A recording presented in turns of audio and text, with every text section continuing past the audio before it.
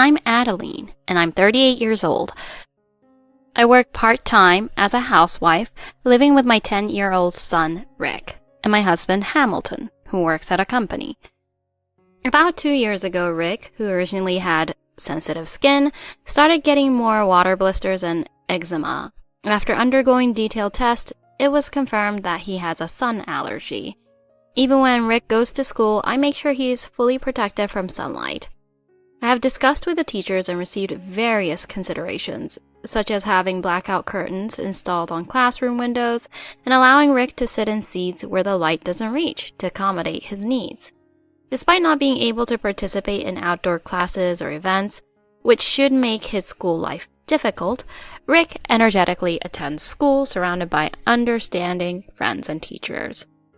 A change came to our lives when my in-laws decided to renovate their house and stayed at our home for about a month.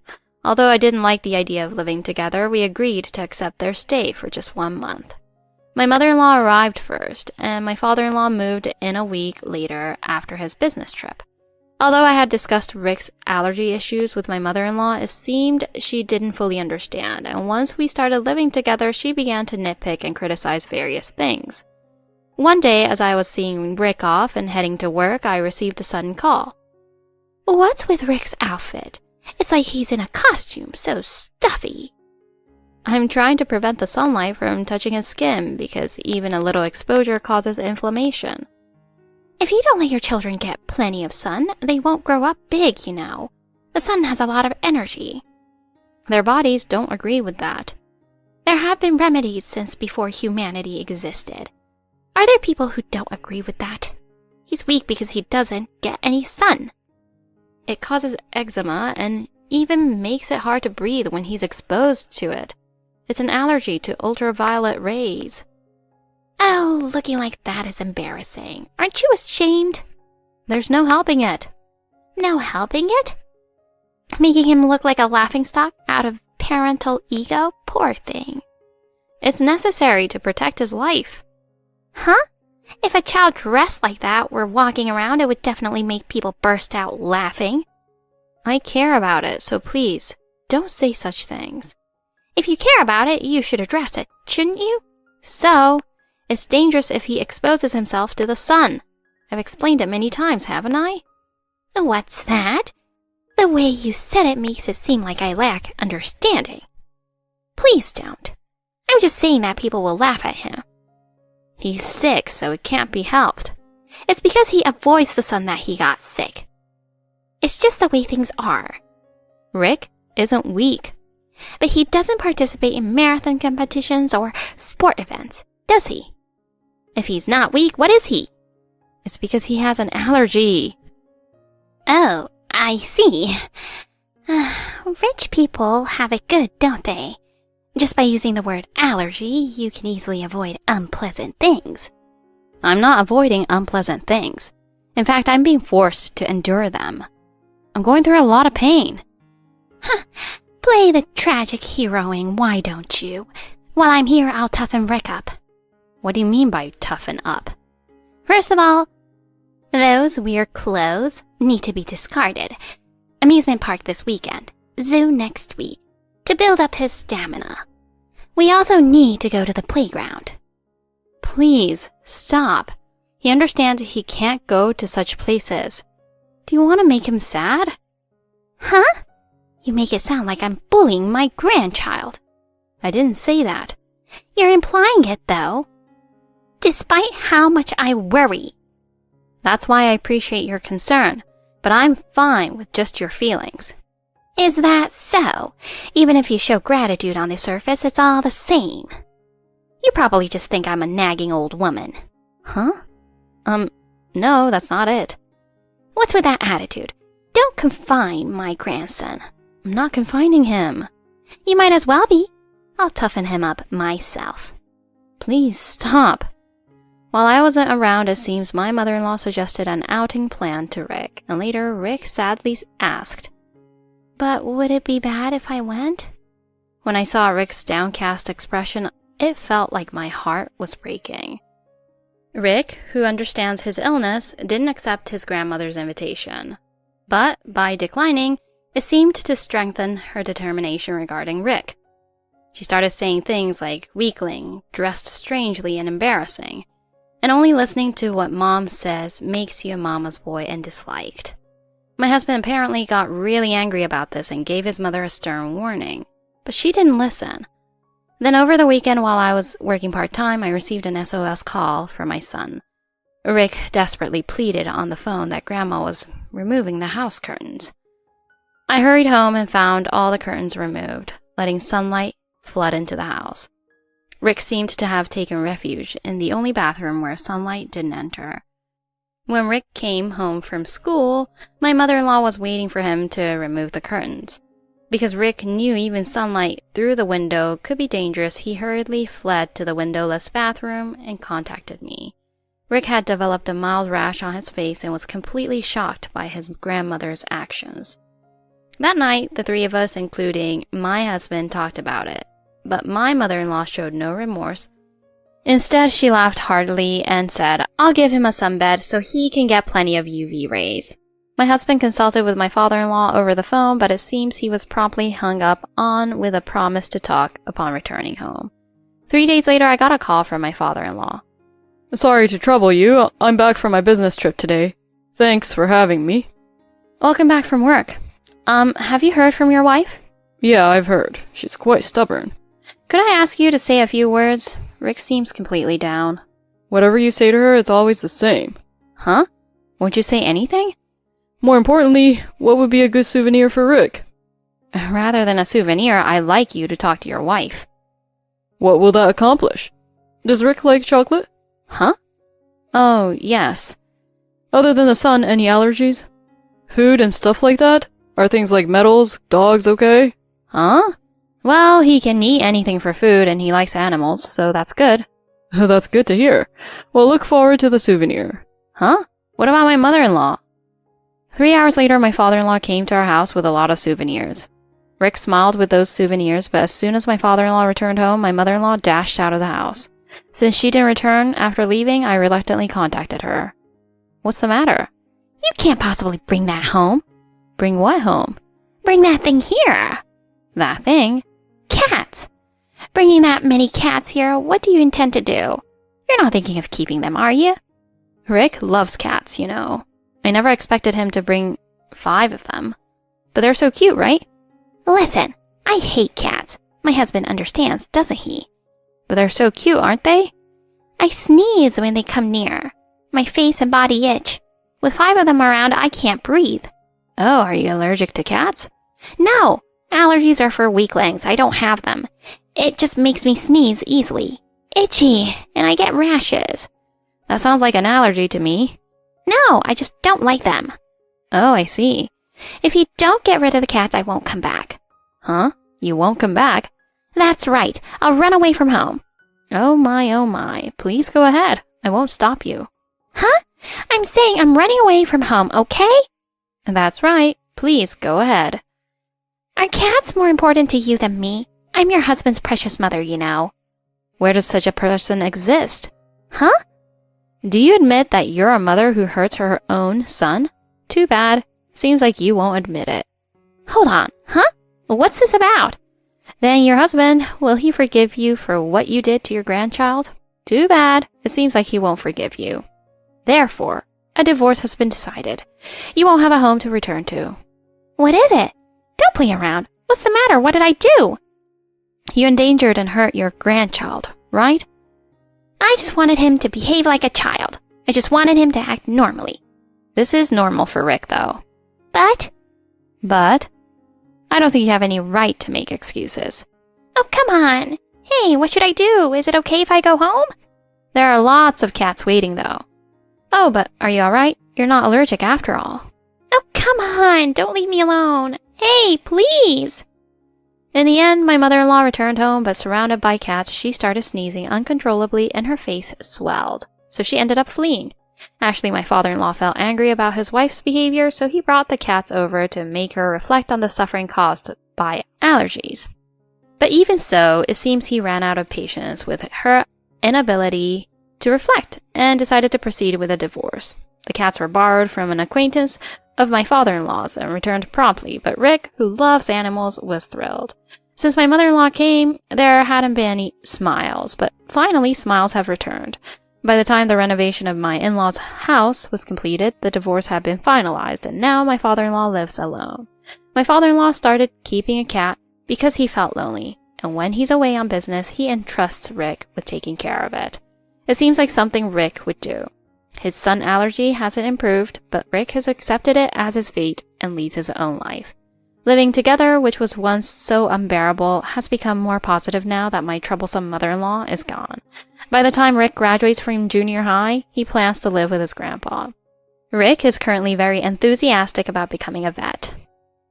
I'm Maya Adams, 28 years old, happily married for 2 years, focusing full-time on raising my child. My husband, Carson, who's 35 years old, works at a big company and takes care of our family's finances. My mother-in-law, Sophia, lives next door on our shared property. Maya? Yes? I went to the department store today and bought this body milk. They said it's good for the baby skin. Oh, I know this one. It's really good, isn't it? That's what I thought too, since it's from the department store. The one you're using didn't seem so great, so I wanted you to switch to this. It's actually quite a standard product, not that bad. Oh, it's a brand called Baby Glow. No, it's not a brand name, just a general term. Always using those difficult words. I'm sorry. Well, never mind. I'll bring it over now. I'm sorry. Could you come in 30 minutes? I'm tidying up the room a bit. Oh, making a mess again?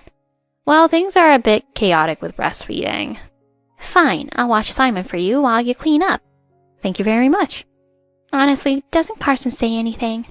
Well, I think he understands how hard child rearing is, so he just says to do what I can.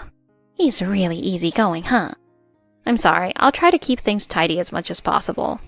Well, whatever. We're blessed to have a grandchild born safely after all. The WhatsApp messages that came almost every day were 50% sarcasm, 30% meddling, and 20% chatting and complaints. It was not exactly pleasant, but I couldn't entirely fault her for wanting to dote on her first grandchild, and it's true, she had been helping us in various ways. Furthermore, because we have 2 separate houses on the same property, we generally kept our living spaces separate and didn't bother each other much. I think it was also significant that my husband was absolutely on my side. However, the situation changed dramatically due to a certain incident. My husband Carson passed away suddenly. It was a heart attack. We were left devastated. I think my mother-in-law's sorrow at losing her only son was greater than mine. Since then, my mother-in-law's remarks towards me have become increasingly strange. Maya, what are you doing now? I'm feeding Simon. What are you feeding him? It's rice porridge with chopped vegetables cooked for his weaning. Really? Send me a picture right now. He's already eaten half of it, so there's only about half left. Just do it quickly. What is this? What do you mean? It's weaning food. The color is totally off. Are you planning to kill not only my son, but also my precious grandchild? Wait, are you saying Carson's death was my fault? It's obvious, isn't it? Otherwise, why would he have a heart attack in his 30s? Your management was clearly poor. Even the doctor said it was strange since he was so healthy. Shut up! I know. You probably thought you were clever, but you definitely spiked him with drugs. What benefit could I get from doing something like that? And Simon is not even 1 year old yet. Enough of your excuses. You're just after our wealth, you fox. That's not true. Then start working and supporting the household from now on. What am I supposed to do with Simon? I'll take care of him. Huh? I raised my son, so I'll take care of Simon. I have way more experience in childcare than you do. But even if you suddenly tell me to work... Don't worry, I've already found you a job. What? At the supermarket's cash register, weekdays from 10 a.m. to 7 p.m. That's full time. That's the only kind of job you can handle, a $1,500 per month job. That's impossible. If that's the case, I'll negotiate with my old employer for a part-time position. No way. Why? What if you go there and a man can do it instead of you? What? You see, work is only for earning money, not for doing such nonsense. I won't do something like that. You don't know that, do you? Or are you going to leave here? It's impossible, right? You don't have anyone to rely on. Your parents are already dead. Please, don't say such things. Anyway, If you want to stay here, just shut up and do as I say. Although my savings were modest, it was far from enough for a mother and her child to live comfortably. My mother-in-law knew this and continued to demand everything from me if I wanted to continue living on the family property. Reluctantly, I started working part-time at a nearby supermarket. According to my mother-in-law's instructions, I prepared my son's lunch and dinner as weaning food in the morning, and I had to say goodbye to her when leaving him in her care. When I returned home, my mother-in-law would feign exhaustion while taking care of her grandson, but... I'm sorry, Mom. What is it at this hour? Simon just won't sleep at all. It's already 10 p.m., you know. Did he take a nap today? He slept from lunch until evening. Evening? No wonder he won't sleep now. Even if you say that, he seemed sleepy, so it would be cruel not to let him sleep, right? Could we try not to put him to sleep after 2 p.m. starting from tomorrow? I want a nap during the day too, so that's impossible. If it's earlier, it would be fine. You complain even though I take care of him for you. It's not a complaint, I just want to ask. Do you understand? If a child doesn't sleep at night, it's because the mother is making them anxious. Anxious? If he's neglected during the day, it's natural for him to feel anxious, right? Isn't that because you told me to go to work? Work is important, but so is childcare. That's true, but... It's natural for mothers to have a hard time. At least play with him a bit at night. But I have an early day tomorrow. You're still his mother, aren't you? Simon must be pitiful. Oh, what would my son say if he saw this? Understood. I'll leave it be. What's with waking people up like that? Oh no, you're just a freeloader here. After continuing like this for a month, coming home exhausted one day, I found that my usual housemates, my mother-in-law and Simon, were not here. Where are you, Mom? Are you home already? Where's Simon? What are you doing? It's his debut at a pub. What are you thinking? My child is only 1 year old, you know. It's a road he'll eventually take, right? A pub is way too early. Such a noisy freeloader. Mother, you're drunk, aren't you? I'm not drunk. You're lying. You're definitely drunk. I'm coming to pick you up, so please stay there. I'm still drinking. Then at least return Simon. This child is my grandchild. He's also my son. What? You push off the responsibility and do whatever you want. You're the one who told me to go to work, right? Always complaining. If you hate it that much, just leave and take your grandchild with you. What are you saying? Just get out. Get out, I said. Unable to contain my frustration, I searched around the pub where my mother-in-law frequented and found her drunk, holding Simon, who was fast asleep. Since the staff seemed troubled, I apologized multiple times and managed to bring them both home. If I stay here like this, I don't know what will happen to Simon. I dropped off my mother-in-law at home, gathered only the essentials, and left the house. I rushed to a nearby business hotel and took the next day off for my part-time job. And then an unexpected call came. Maya, where are you right now? I don't want to say. What are you thinking? Leaving me at the entrance. I didn't leave you outside. I hope you're grateful. You were really heavy, you know. How rude. I'm lighter than you. Have you ever carried a drunk person? It's because of the stress you caused. What stress did I cause? Just your existence. My son is gone, and why only you? It would have been better if you had taken his place. Even I. How many times have I wished I could take his place? It's never going to happen, so get out. I don't want to see your face anymore. Don't worry, I intend to. Oh, really? Well, that's a relief. But Simon, leave him behind. Why would it be like that? You can't raise him without money. I can raise him. Really? Raise my precious grandson in a poor household? I'll raise him properly. You can't with that income. You seem to be concerned about money, right, Mom? Of course, that's obvious. Besides, I have some savings at home, so that's better for Simon. I'm sorry, but I have to decline. Why are you so stubborn? Or is it because you have a source of money? Yes. Yes? Earlier, I received a call from the insurance company. Insurance? I didn't know either, but Carson had life insurance. Life insurance? How much was it for? $1 million. $1 million? Yes, it's for $1 million. Why didn't you say so earlier? I just found out myself. Then you should stay here. Huh? Entrust everything to me. I promise I won't misuse it. I don't understand. I'm telling you, I'll keep an eye on you so you won't spend it all. With all due respect, I don't think your financial management skills are reliable. What are you talking about? I heard yesterday at the pub. It seems you have unpaid bills all over. Did the owner tell you that? They mentioned there are some debts from the past. Please manage with your husband's inheritance. Inheritance? There's nothing left like that. You mentioned earlier there was some. I meant there's a little. How were you planning to raise Simon then? You're his mother, so pay child support. Either way, you were counting on my money, weren't you? I don't need all of it, just $1 million, right? Hand over half. I'm afraid I can't give it to you. I think you'd spend it extravagantly. Don't mess around with me. I even built a house for you. I didn't ask for that, did I? Besides, you spent all the money on your own place and neglected ours. I covered all living expenses, and that was really the intention, wasn't it? Enough talk. Just give me the money already. I refuse. I'll contact the insurance company and make sure they transfer it to me.